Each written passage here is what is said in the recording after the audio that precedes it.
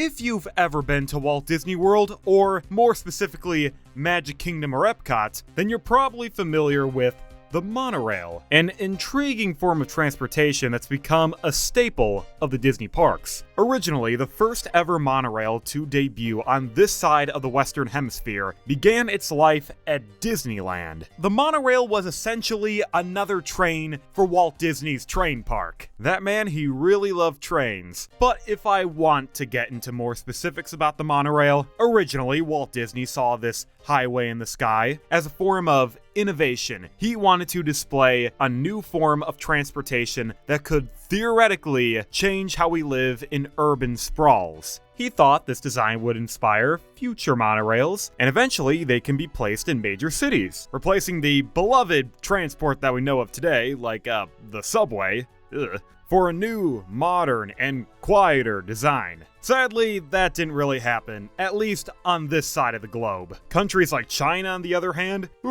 they're doing some crazy stuff with monorails. But even though the monorail design didn't really catch on, the idea of the monorail at least became synonymous with the Disney parks. Today, it's one of the main forms of transportation at the Walt Disney World Resort. And you know what? The monorail, it works for the Disney parks. It's a great way to transport thousands of people every single day. And ever since 1971, the monorail has worked flawlessly. There was a death at Disney World overnight when two monorail trains crashed on the final run of the day. The collision at the park in Orlando killed the driver of one of the trains and sent the other to the hospital. Okay, so the monorail, it's had a few hiccups ever since its debut back in 1971. The operational practices of the Disney World monorail doesn't exactly have a squeaky clean record. In fact, the 2009 incident was probably the worst accident the monorail has ever had. This was the third time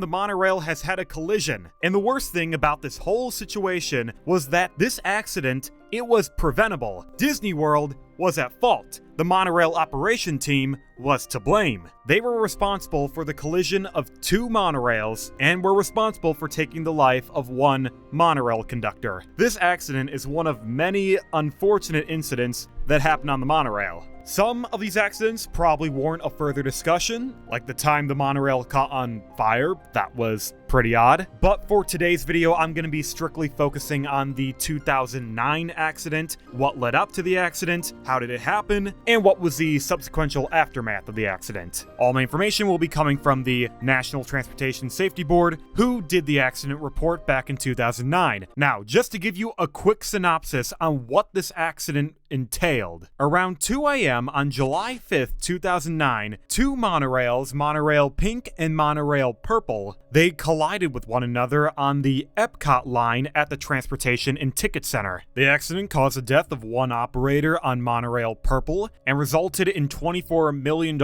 in damages. To accurately understand what led up to this accident, we first have to observe the day-to-day operations of the monorail. As of today, the Walt Disney World monorail consists of 3 track lines: the Magic Kingdom Express line, the Magic Kingdom Resort line, and the Epcot line. Each and every one of these tracks all converge at the Transportation and Ticket Center. The Transportation and Ticket Center is where guests can hop between monorail line to monorail line. However, this is also where monorails are able to switch tracks. Between the Epcot line and the Magic Kingdom Express line, there is something called a spur beam, which is a beam that allows monorails to be transferred from the Epcot line to the Magic Kingdom line, and vice versa. Essentially, this beam is the only way for monorails to be put into circulation and taken out. And it's the only way to move monorails from the Epcot line to the monorail storage shed back by the Magic Kingdom. The reason why this accident happened at around 2 a.m. at night was because daily operation at the Disney parks had ceased, and Monorail Pink needed to be taken out of rotation. On the night of the accident, there were 3 monorails operating on the Epcot line: Pink, Purple, and Coral. And around 2 a.m. when they were about to take off Monorail Pink, there were 3 parties involved who were supposed to transfer the Epcot beam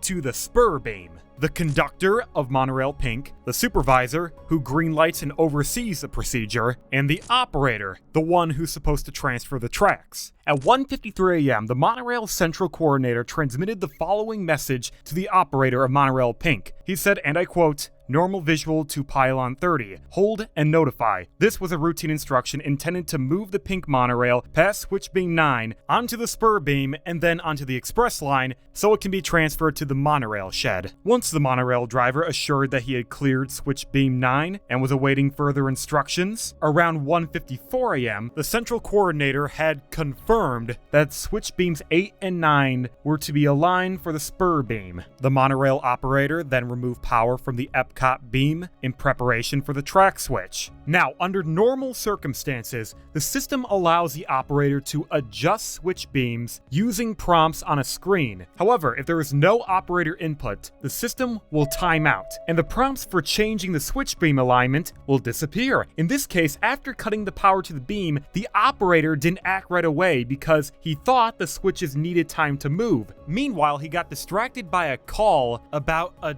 door alert on another monorail, while also taking another call from a different monorail operator awaiting further instructions. And once the operator finally returned to the switch panel, he mistakenly thought he had already realigned the switch beams, so he decided to turn back on the power to the Epcot line, later telling the coordinator they were ready to proceed when in fact, nothing had happened. The track, it never switched. This caused the pink monorail to back up on the wrong beam, the regular Epcot beam, not the spur beam, while the purple monorail was still on course on the Epcot line. The central coordinator had to override the safety system to let the purple monorail proceed, creating a pretty risky situation. In short, the delays, the distractions, and the improper assumptions, all of this led to the improper alignment of the switch beams, and it all led to what's coming next. As the purple monorail was moving towards the concourse station, its operation suddenly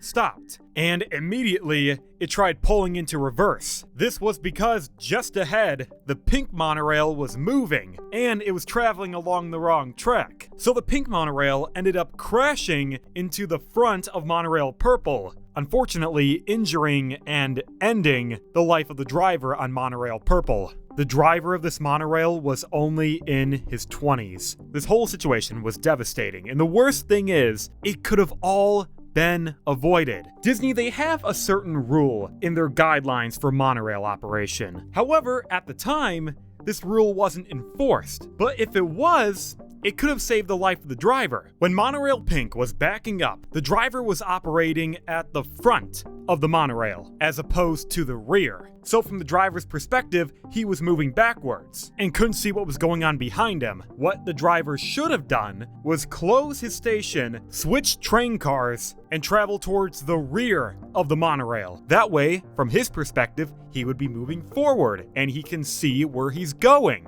And maybe he would have seen the purple monorail barreling towards him and he would have come to a stop. But because this rule was not enforced, the accident became inevitable. Because of the combination of errors, miscommunication, and a lax enforcement of monorail guidelines, somebody ended up losing their life.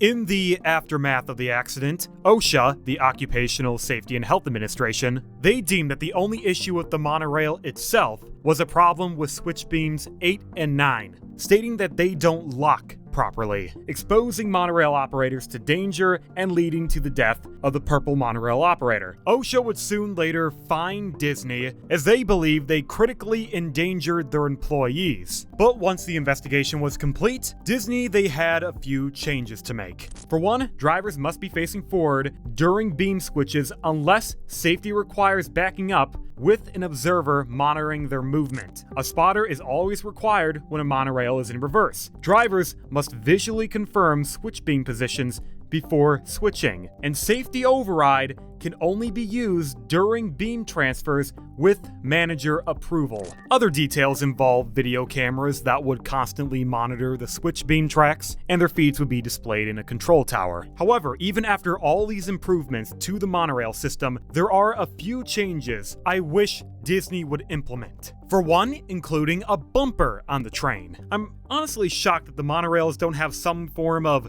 bumper or coupler at the rear and front of their trains. The entire purpose of a bumper is to redistribute the force of an impact to a single point. It's not going to completely halt a collision or even prevent damage to a train. However, it's supposed to minimize the impact while directing the force to the chassis over the passengers. That's why on newer monorails, you see some form of bumper. And if not this, I wonder why the monorails didn't have some form of e-stop on the driver's control panel? Some form of emergency stop that can cut power to all of the monorails on the circuit. This seems like an obvious feature to have, right? Considering that every single monorail is connected in series by this ground. This metal bar that delivers power to all the monorails. I feel like it would be best to have an e-stop on each and every monorail, so if needed, they can cut power to the entire circuit. But if the accident report is to be believed, apparently Disney, they implemented some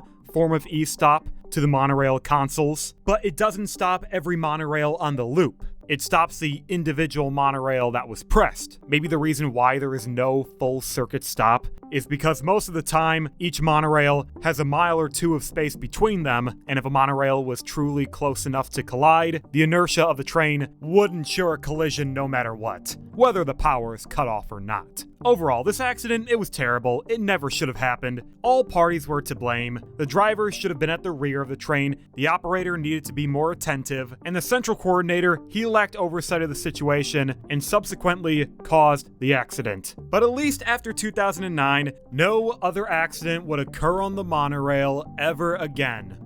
Until 2018. I am. Oh, I am. Go ahead.